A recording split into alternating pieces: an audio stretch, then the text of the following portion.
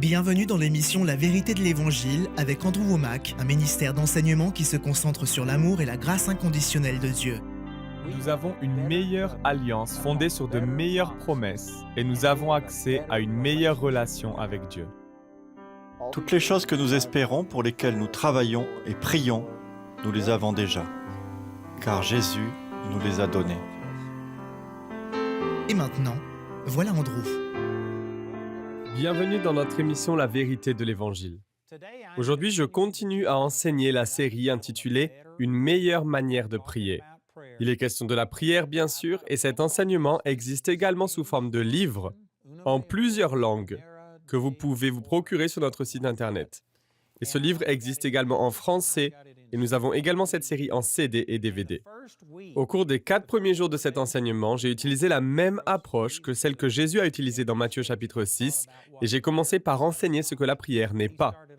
Dans Matthieu chapitre 6, verset 5, il a commencé par dire « Les hypocrites aiment prier ». Depuis le début de cet enseignement, j'ai contré et dénoncé de nombreuses vaches sacrées en ce qui concerne la prière, c'est-à-dire certaines des traditions et doctrines des hommes qui annulent la parole de Dieu. Je peux vous garantir que très peu de gens se donnent la peine d'écouter cet enseignement au-delà de la toute première partie, au cours de laquelle j'explique ce que la prière n'est pas.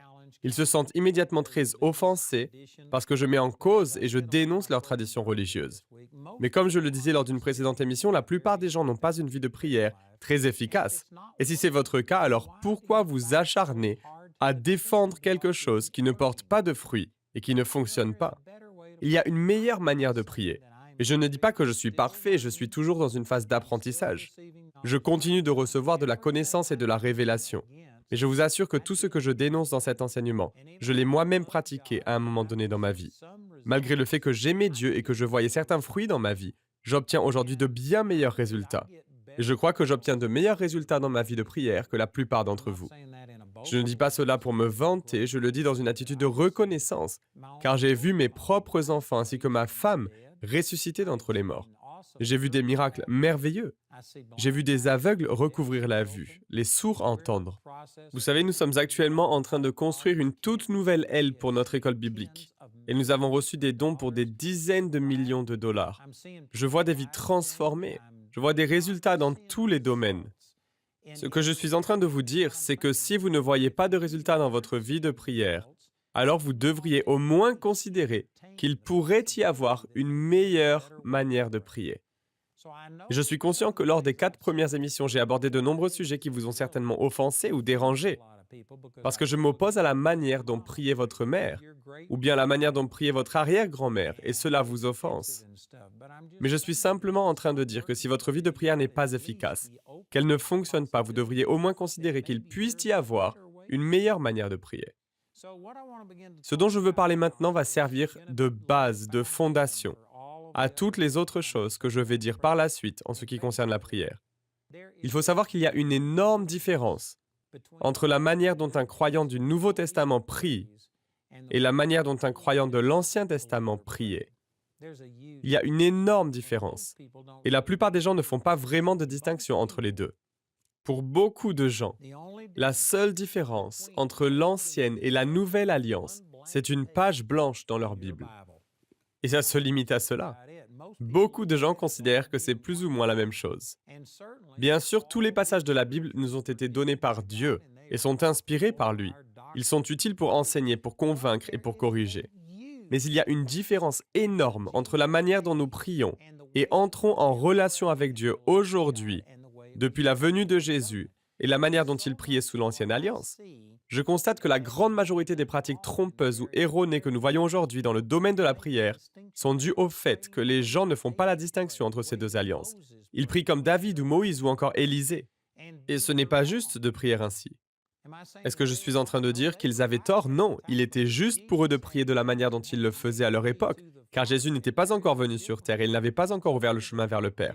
Mais aujourd'hui, les choses sont différentes. Ces prières étaient tout à fait appropriées et adaptées à l'école dans laquelle ils vivaient, mais il n'est pas juste pour nous de prier de la même manière aujourd'hui. Permettez-moi d'illustrer cela en utilisant une des prières de David. C'est dans le psaume 51 et c'est la prière qu'il a faite lorsqu'il s'est repenti de son péché avec Bathsheba.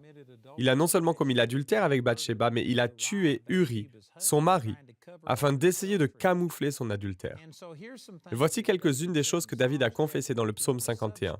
Le sous-titre de ce psaume dit « Au chef de chœur, psaume de David, lorsque le prophète Nathan vint chez lui après son adultère avec Bathsheba. » Et ensuite, nous lisons sa prière de repentance pour le péché qu'il a commis avec Bathsheba. « Ô Dieu, fais-moi grâce, conformément à ta bonté, conformément à ta grande compassion, efface mes transgressions. Lave-moi complètement de ma faute et purifie-moi de mon péché, car je connais mes transgressions et mon péché est constamment devant moi. J'ai péché contre toi seul. J'ai fait ce qui est mal à tes yeux. C'est pourquoi tu es juste dans tes paroles, sans reproche dans ton jugement. Oui, depuis ma naissance, je suis coupable. Quand ma mère m'a conçu, j'étais déjà marqué par le péché. Mais tu veux que la vérité soit au fond du cœur. Fais-moi connaître la sagesse dans le secret de mon être. Purifie-moi avec l'hysope, et je serai pur. » Ici, il fait référence à la manière dont l'autel était dédié dans l'Ancien Testament. Lorsqu'il pratiquait des sacrifices, il prenait l'hysope, qui est une plante, il la trempait dans le sang, et ensuite ils aspergeaient l'autel ainsi que le prêtre et certains ustensiles ou objets sacrés. C'est une manière d'appliquer le sang et d'expier les péchés. C'est ce qu'il est en train de dire ici. Purifie-moi avec l'hysope et je serai pur, lave-moi et je serai plus blanc que la neige. Fais-moi entendre des chants d'allégresse et de joie, et les eaux que tu as brisées se réjouiront. Détourne ton regard de mes péchés, efface toutes mes fautes. Regardez ce qu'il dit au verset 12. Et c'est d'ailleurs là où je voulais en venir. Ô Dieu, crée en moi un cœur pur. Renouvelle en moi un esprit bien disposé. Ne me rejette pas loin de toi, ne me retire pas ton Esprit Saint. Rends-moi la joie de ton salut, et qu'un esprit de bonne volonté me soutienne. Vous savez, il y a certains chants que j'ai entendus entonner dans nos églises du Nouveau Testament qui reprennent certains de ces versets. Ô Dieu, crée en moi un cœur pur. Ne me rejette pas loin de toi. Ne me retire pas ton Esprit Saint. Il était totalement approprié que David adresse ce genre de prière car il se tenait de l'autre côté de l'œuvre rédemptrice de la croix. L'expiation pour ses fautes et ses péchés n'avait pas encore eu lieu et tous les sacrifices de l'Ancien Testament n'étaient que symboliques. Nous lisons d'ailleurs dans Hébreux chapitre 9 que les sacrifices d'animaux tels qu'ils étaient pratiqués dans l'Ancien Testament ne pouvaient pas purger les gens de leurs péchés. Ils n'étaient que des actes et des pratiques symboliques. Ils ne faisaient que recouvrir les péchés. Ils ne pouvaient pas les purger et donc c'était approprié et juste que David adresse ce genre de prière parce que Jésus n'était pas encore mort pour lui et ne lui avait pas encore pardonné ses fautes et ses péchés. Il était sauvé en regardant vers l'avenir, vers l'œuvre que Jésus allait accomplir, mais nous sommes sauvés en regardant en arrière à ce que Jésus a déjà fait et accompli. C'était donc juste et approprié pour lui de dire « Ô Dieu, crée en moi un cœur pur, renouvelle en moi un esprit bien disposé. » Mais c'est totalement inapproprié pour nous d'adresser ce genre de prière à Dieu. Hébreux 8, 10 et dans d'autres passages des Écritures, nous lisons que lors de notre nouvelle naissance, nous recevons un nouveau cœur. Dieu inscrit ses lois dans nos cœurs. Le chrétien qui dit « Crée en moi un cœur pur » n'est pas en train de s'approprier ou de se saisir de ce qui a déjà été accompli. Si vous n'êtes pas encore sauvé ou né de nouveau et que vous n'avez pas fait de Jésus votre Seigneur, il serait alors approprié pour vous d'adresser ce genre de prière. Mais dans le but bien spécifique de recevoir Jésus dans votre vie parce que c'est la seule manière d'obtenir un cœur purifié et un nouvel esprit à l'intérieur de vous. Par contre, si vous êtes déjà chrétien, vous ne devriez pas dire « Crée en moi un cœur pur ». Vous avez déjà un cœur pur. Même si vous vous êtes égaré et avez commis un péché, cela ne change pas votre cœur. Cela ne change pas l'être spirituel qui est à l'intérieur de vous. Nous lisons ensuite « Ne me rejette pas loin de toi, ne me retire pas ton Esprit Saint ». J'entends souvent les gens faire ce genre de prière. Je les entends prononcer ce genre de paroles lorsqu'ils chantent certains cantiques et je les entends dire « Oh Dieu, ne me quitte pas ». Lorsque vous allez à l'église, vous entendrez les gens dire « Oh Seigneur, accompagne-nous lorsque nous quittons ce lieu ». Quelle prière ridicule! Nous sommes en train de parler de la prière et ce que je suis en train de vous expliquer, c'est qu'à moins de commencer à avoir de la foi et de la compréhension au sujet de la prière, ces dernières seront inefficaces, comme c'est d'ailleurs le cas pour la plupart des gens. Nous adressons ce genre de prière et nous disons « Oh Dieu, accompagne-nous lorsque nous quittons ce lieu ». Quand nous rentrons dans l'église, nous disons « Oh Dieu, viens parmi nous ». Ce sont des prières stupides. Comment peut-il y répondre alors qu'il a lui-même dit « Je ne te délaisserai pas et je ne t'abandonnerai pas ». Ou encore « Et moi je suis avec vous tous les jours jusqu'à la fin du monde ». Nous lisons également dans Matthieu 18, 20 que là où 2 ou 3 sont rassemblés en mon nom, je suis au milieu d'eux. Cela fait référence au fait que la présence manifeste et toute particulière de Dieu est présente dès lors que ses enfants se réunissent. Il a promis de toujours être au milieu de nous, et pourtant nous disons « Oh Dieu, viens parmi nous ». C'est une déclaration totalement incrédule. Ou peut-être qu'il faudrait plutôt dire que c'est de l'ignorance. Mais la plupart du temps, c'est tout simplement de l'incrédulité. Les gens diront, oui, c'est vrai, je sais qu'il a dit qu'il ne nous abandonnera jamais, qu'il est toujours avec nous, et que là où 2 ou 3 sont rassemblés en mon nom, je suis au milieu d'eux. Je sais qu'il l'a dit, mais je ne le ressens pas. Je n'ai vu personne sauter au-dessus des bancs de l'église, personne n'a crié, personne n'est tombé par terre. Je n'ai pas eu la chair de poule, ni les poils hérissés. Et puisque je ne vois rien et ne ressens rien, alors je n'arrive pas à y croire. Ô Dieu, viens parmi nous alors que nous nous réunissons. C'est une prière d'incrédulité. Ce genre de prière va libérer et engendrer de mauvaises choses. Ça ne va pas libérer ou produire les bons fruits. Vous savez, je ne suis pas d'accord avec tout ce qu'il se passe dans l'église que je fréquente. J'y vais parce que c'est une grande église et que je peux passer inaperçu. Mais quoi qu'il en soit, c'est une des choses avec lesquelles je ne suis vraiment pas d'accord. Ils sont constamment en train de supplier Dieu de venir parmi eux, alors qu'il a promis qu'il serait là. Une fois, nous étions en train de louer Dieu et la présence du Seigneur était tangible et puissante. Je passais un temps vraiment merveilleux dans la louange et l'adoration. Nous étions en train de glorifier Dieu et je pense que d'autres personnes ont également ressenti la présence tangible de Dieu à cet instant. Et la personne qui dirigeait la louange s'est levée et il a commencé à dire « Ô Dieu, viens, nous t'en supplions, viens, ô Dieu, viens !» Il a commencé à adresser des supplications à Dieu alors que sa présence était déjà tangible dans la pièce. Il s'était déjà manifesté. Pourtant, il le suppliait et l'implorait de venir.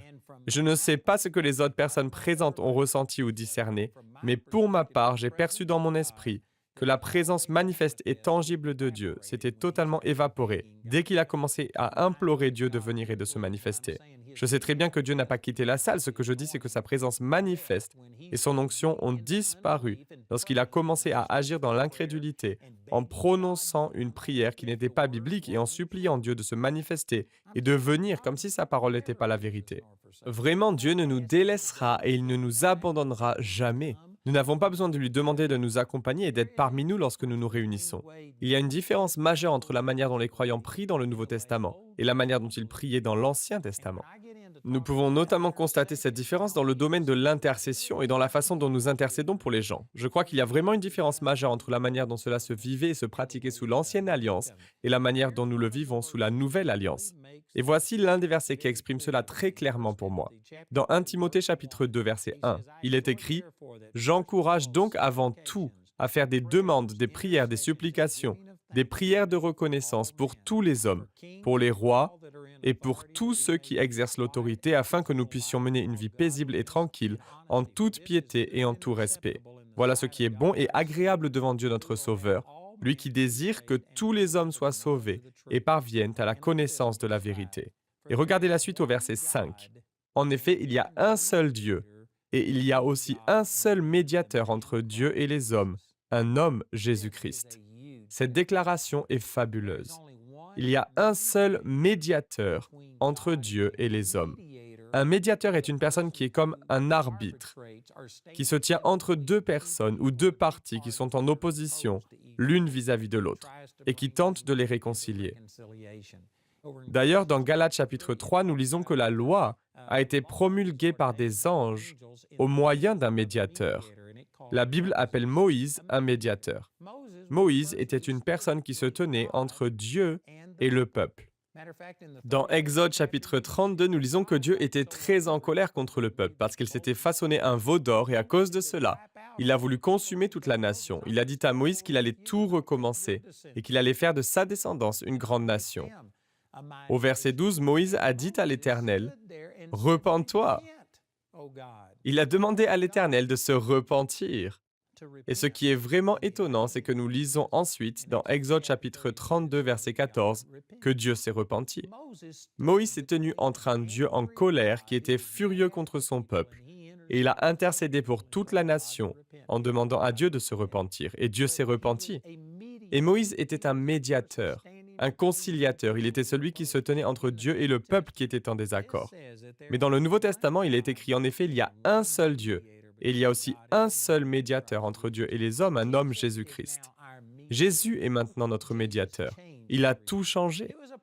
C'était tout à fait approprié pour Moïse de prier comme il l'a fait. C'était également juste et approprié que David prie comme il l'a fait, parce que Jésus n'était pas encore venu sur terre. L'être humain n'avait pas encore été réconcilié à Dieu, et il existait une division entre Dieu et l'homme. Il fallait que des personnes se tiennent devant Dieu, comme des médiateurs en implorant sa miséricorde. Mais lorsque Jésus est venu, il est devenu le seul médiateur et il a mis fin à ce type de médiation.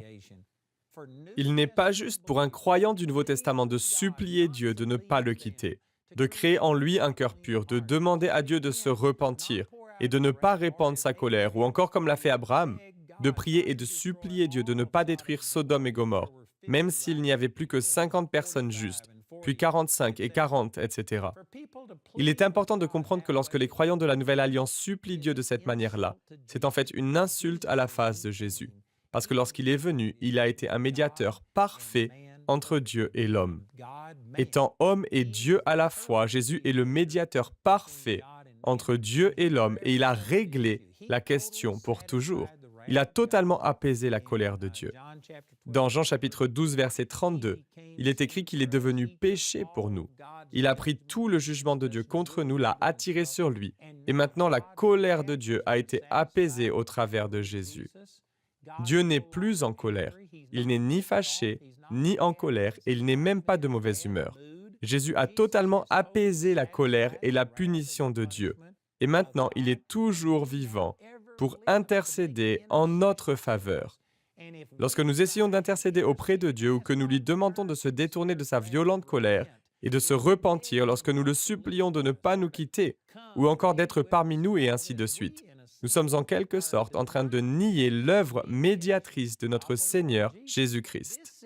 Mais nous venons de lire qu'il n'y a maintenant qu'un seul médiateur. Moïse était un médiateur s'il était toujours vivant et qu'il intercédait et priait pour les gens de la manière dont il l'a fait. Dans Exode chapitre 32, il serait réprimandé.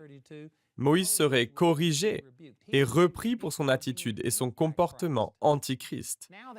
Maintenant que Christ est venu et qu'il a payé le prix, il n'est pas juste pour nous de prier de la manière dont les gens le faisaient dans l'Ancien Testament, parce que Jésus a fait toute la différence.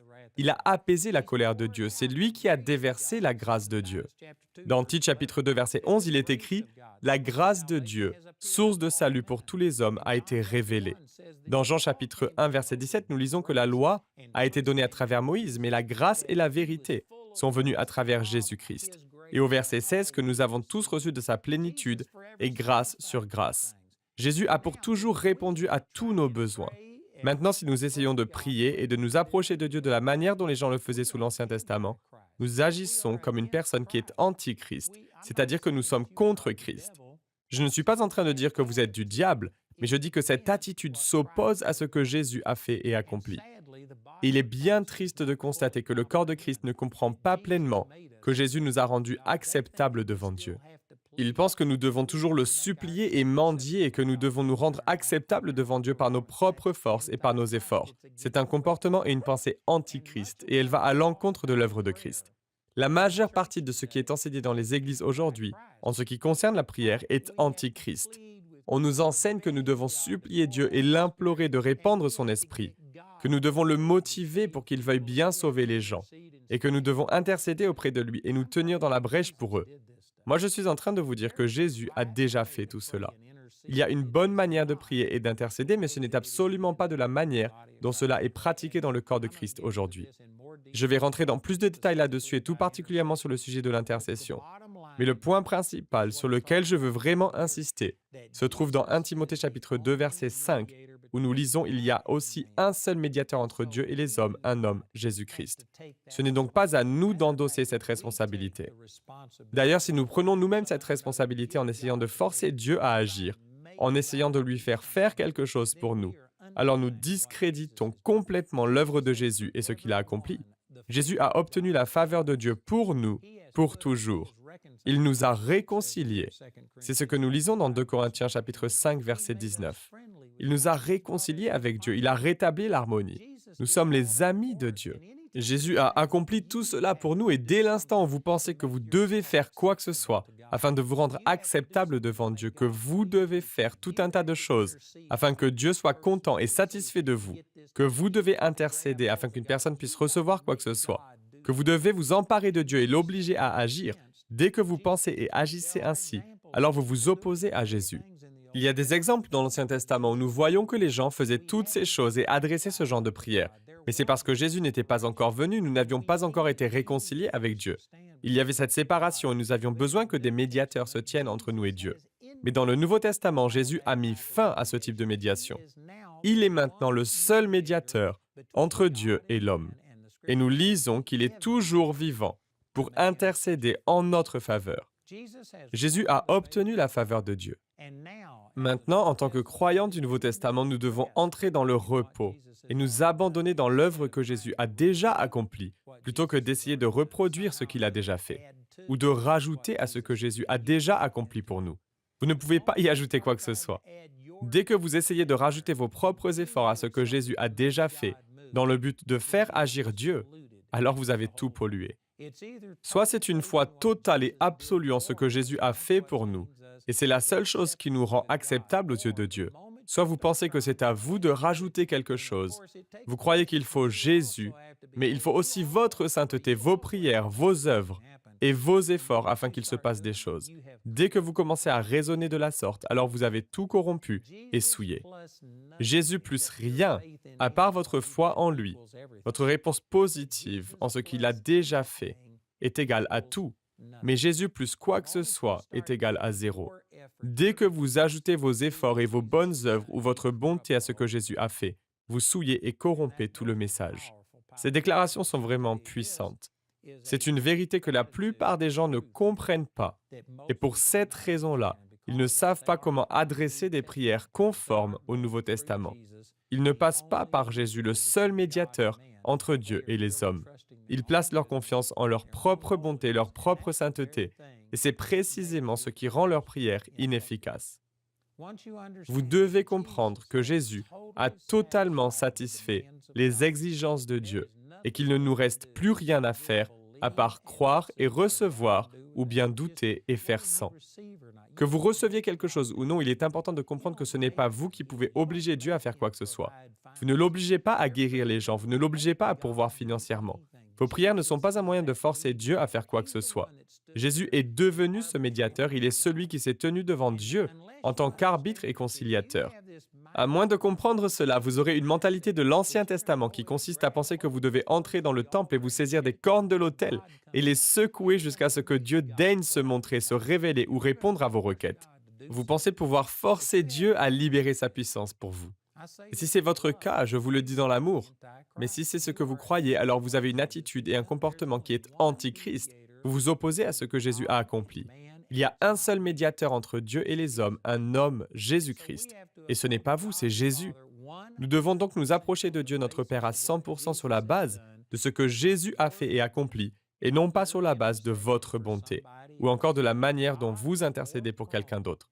Dieu désire davantage répondre à vos prières que vous ne désirez les voir exaucées. Il a déjà fait sa part, il a déjà tout pourvu. Il veut vous faire prospérer. Il ne s'agit pas de mendier et de supplier Dieu de lui tordre le bras pour qu'il se passe quelque chose et qu'il agisse en votre faveur.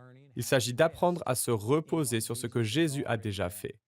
Le programme d'aujourd'hui fait partie de la série « Une meilleure manière de prier ».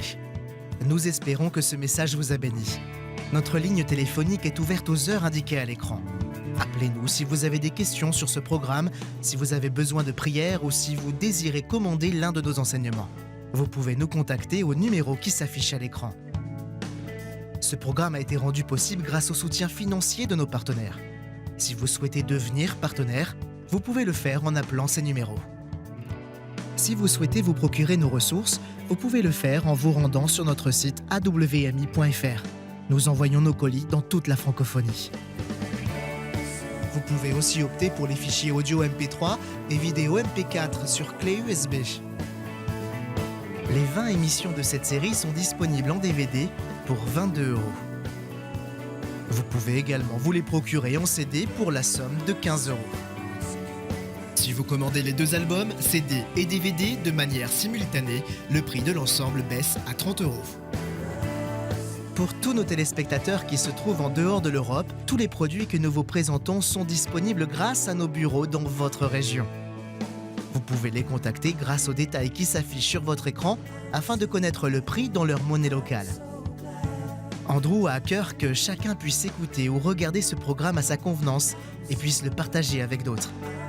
Si vous ne pouvez pas vous permettre d'acheter cette série, nous vous enverrons un lien afin de télécharger gratuitement l'enseignement de cette semaine en version audio MP3. Pour cela, il suffit de nous appeler. Notez que vous ne pouvez profiter de cette offre qu'en appelant notre ligne téléphonique. Vous pouvez nous appeler dès maintenant au numéro qui s'affiche sur votre écran. Nous nous ferons un plaisir de répondre à vos questions, de prier avec vous ou de vous aider à commander l'un de nos enseignements. Notre ligne sera ouverte pendant les heures indiquées à l'écran. Toutes les ressources d'Andrew en français se trouvent dans les boutiques en ligne des sites internet de nos bureaux affichés à l'écran. Nous espérons avoir de vos nouvelles aujourd'hui.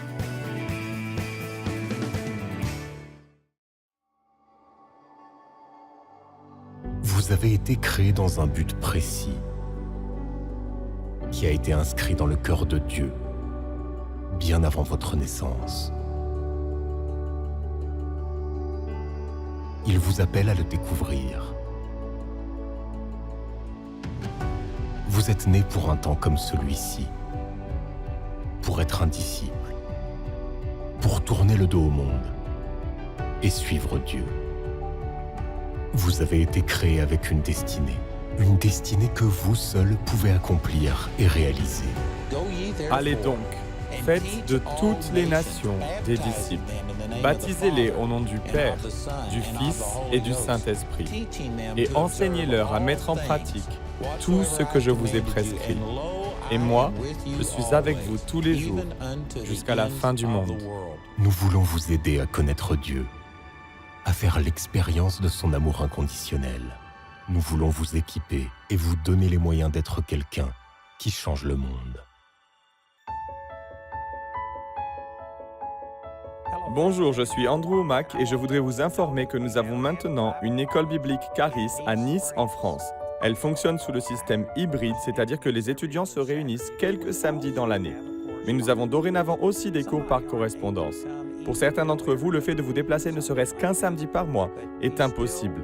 Si c'est votre cas, nous avons une solution et il vous est toujours possible de suivre les cours grâce à l'école biblique Charis en ligne.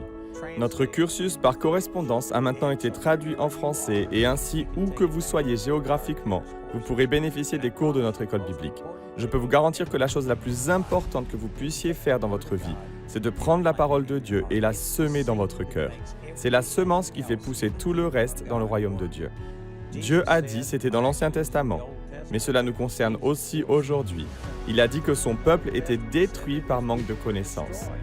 Le manque de compréhension de la parole de Dieu est à la racine de tous nos problèmes.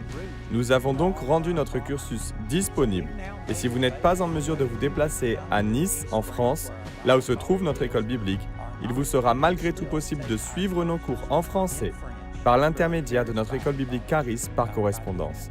Les informations à ce sujet vont s'afficher à l'écran et je vous encourage à vous renseigner et à envisager de faire le pas de devenir étudiant de notre école biblique Charis.